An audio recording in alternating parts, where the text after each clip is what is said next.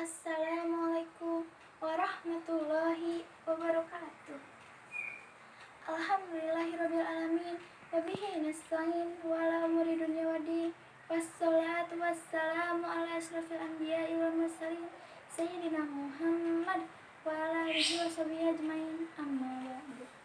Yang terhormat Bapak Kepala Sekolah SMP Insan Kamil yakni Kiai Haji Muhammad Syahroji MA. Yang saya hormati Bapak Ibu Dewan Guru dan teman-teman yang saya cintai. First, let's thank to God Allah Subhanahu wa Ta'ala and all praise to Him, the Lord of the world, the Creator of everything in the universe, who has given us the mercies and blessings until we can attend this meeting in this place. Secondly, peace be upon to our Prophet Muhammad Sallallahu Alaihi Wasallam, who has moved our soul from the bad character to the good one, who had guided us from the darkness in the lightness, in this world as well as in the of judgment. Thirdly, I'll never forget to thank Mr. Kerman, who has given us an opportunity to deliver a speech in front of the public. Standing in front of you all, I will present my speech under the title Kisah Ummul Mukminin, istri tercinta Rasulullah Shallallahu Alaihi Wasallam. Beliau adalah Ummul Mukminin, Ummu Abdillah Aisyah binti Abu Bakar, istri tercinta Rasulullah Shallallahu Alaihi Wasallam. Rasulullah Shallallahu Alaihi Wasallam menikahi Aisyah 2 tahun sebelum hijrah melalui ikatan suci yang mengukuhkan gelar Aisyah menjadi Ummul Mukminin. Seperti kisah dalam hadis yang diriwayatkan Abdullah ibnu Safwan. Ada 7 hal pada diriku yang tidak dimiliki wanita manapun, kecuali yang Allah berikan kepada Maryam binti Imran. Demi Allah, aku tidak mengatakan ini sebagai kesombongan terhadap para sahabatku. 7 hal itu adalah: pertama, malaikat Jibril pernah turun membawa gambarku kepada Rasulullah dalam mimpi. Kedua, Rasulullah Shallallahu Alaihi Wasallam menikahiku saat aku baru berumur 7 tahun, lalu aku diberikan kepada beliau saat berumur 9 tahun. Ketiga, beliau menikahiku sebagai seorang gadis dan tidak ada seorang manusia pun yang menyamaiku. Wahyu datang kepada Rasulullah Shallallahu Alaihi Wasallam saat aku dan beliau dalam selimut yang sama. Keempat, aku adalah orang yang paling beliau cintai. Kelima, ada ayat yang turun berkaitan denganku ketika umat ini hampir hancur. Keenam, aku pernah melihat Jibril dan tidak satupun istri Rasulullah Shallallahu Alaihi Wasallam selain diriku yang pernah melihatnya.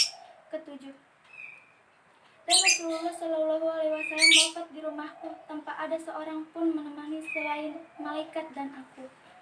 Ada sedikit kisah dari Ummul Mukminin Aisyah binti Abu Bakar dengan Rasulullah Shallallahu Alaihi Wasallam.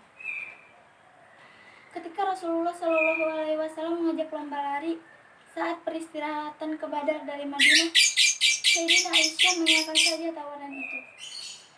Kemudian, ketika tongkat yang berada di udara ke tanah, saat itulah perlombaan dimulai. Perlombaan ini dimenangkan oleh Sayyidina Aisyah dengan nafas yang terengah-engah. Kadang-kadang kita bisa meraih kemenangan dalam perlombaan, tapi kadang-kadang kita juga bisa kalah. Ucap Rasulullah Shallallahu Alaihi Wasallam mengingatkan bahwa kemenangan duniawi bukanlah segala-galanya. Ketika fitnah menerpa ibunda kaum mukminin, semua itu berawal dari kalung miliknya yang hilang. Orang munafik dan pembenci Islamlah pelakunya. Madinah dibakar api fitnah. Setiap orang saling curiga. Ketika keadaan memanas, Allah Subhanahu wa Ta'ala kemudian menurunkan sebuah wahyu dan membebaskan Aisyah dari fitnah tersebut. Itulah sedikit dari banyak kisah indah dan menarik yang dengan kekuatan kata-katanya akan membawa kita berkelana ke sebuah era yang luar biasa. Masa-masa di saat Rasulullah Shallallahu Alaihi Wasallam dan para sahabatnya hidup dan berjuang demi Islam. Untuk sedikit hiburan, izinkan saya menyanyikan sebuah lagu romantis, yaitu tentang Ummul Mukminin dengan Rasulullah Shallallahu Alaihi Wasallam. Saidah, romantisnya cintamu dengan Nabi, dengan baginda kau pernah main lari-lari, selalu bersama, hingga ujung nyawa kau di samping Rasulullah. Sayyidah, sungguh manis oh sirah kasih cintamu, bukan persis novel mula benci jadi rindu. Kau istri tercinta, ya Aisyah ya Humairah, Rasul sayang Rasul cintamu. Sekian pidato dari saya. Bila ada kata-kata yang kurang berkenan di hati kalian semua, saya mohon maaf. Kekurangan adalah milik saya, kesempurnaan adalah milik Allah Subhanahu wa taala. Wabillahi taufiq wal hidayah. Wassalamualaikum warahmatullahi wabarakatuh.